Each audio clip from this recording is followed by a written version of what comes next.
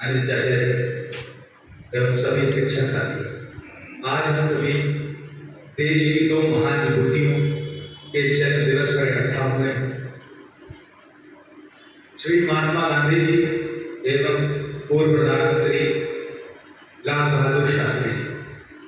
महात्मा गांधी जी का जन्म 2 अक्टूबर सन 1869 में गुजरात के पोरबंदर में हुआ। महात्मा गांधी की पढ़ाई ब्रिटिश राज से युक्त भारत में कक्षा 10 तक हुई। तत्पश्चात तमिलनाडु से उन्होंने शिक्षा ग्रहण की। उसके बाद इंग्लैंड चले गए। लॉ की पढ़ाई करने के बाद जब इंग्लैंड से लौटे, उसके अभ्यास के लिए साउथ अफ्रीका जाने का उनको अवसर मिला। तत्पश्चात जब वो भारत लौटे, तब वो चाहते जो एक बड़ा ओहदा ले सकते थे, अंग्रेजी सरकार में बड़े अफसर बन सकते थे, बड़े वकील बन सकते थे, लेकिन उन्होंने भारत को अंग्रेजों की दास्तां से मुक्त कराने के लिए प्रण लिया। उन्होंने असहयोग आंदोलन छेड़ा। अंग्रेजों के लिए काम न करके अपने भारतीयों के लिए काम करने का बेड़ा उठाया। उन्होंने डांडी मार्च किया, असहयोग आंदोलन किया, सविनय अवज्ञा आंदोलन में महत्वपूर्ण भूमिका निभाई। महात्मा गांधी की बात भारत में ही नहीं, देश और विदेश के बड़े नेता माना करते थे। सुभाष चंद्र बोस जी जब जर्मनी पहुंचे तो उन्होंने हिटलर से कहा कि अंग्रेजों का राज है हमारे देश में, और कुछ सेना अगर आपकी मिल जाती तो हमारे देश में थोड़ी मदद हो जाती, जो हमारे क्रांतिकारी मौजूदा समय में अंग्रेजों से लोहा ले रहे हैं। तो हिटलर ने उनकी मदद करने से इनकार कर दिया। तो जापान पहुंचे।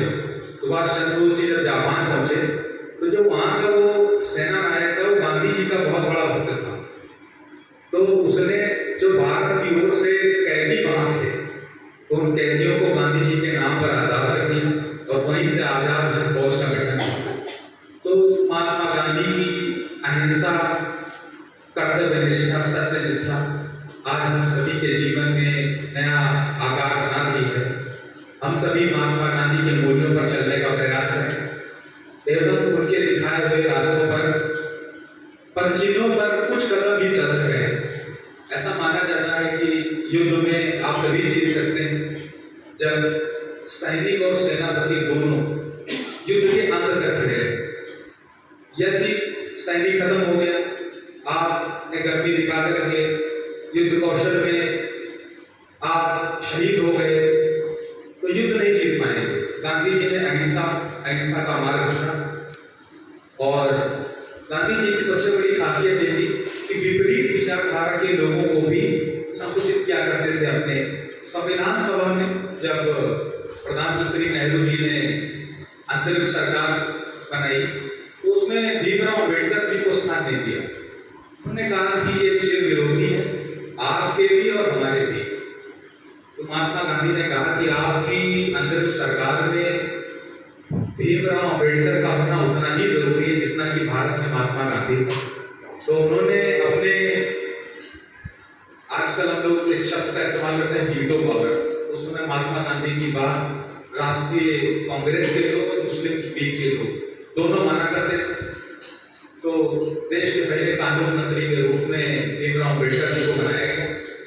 संविधान हमारा इतना अच्छा इसीलिए बन पाया कि गांधी जी की उसमें अमिट योगदान था। उन्होंने दलितों के लिए, महिलाओं के लिए सभी की व्यवस्था करी, जिससे हम आज लोकतंत्र की असीम अनुकंपा में जी पा रहे।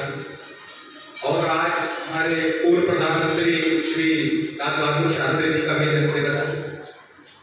उन्होंने भी बहुत बड़ी भूमिका निभाई अपने देश के योगदान के लिए। सन 1904 में पैदा हुए।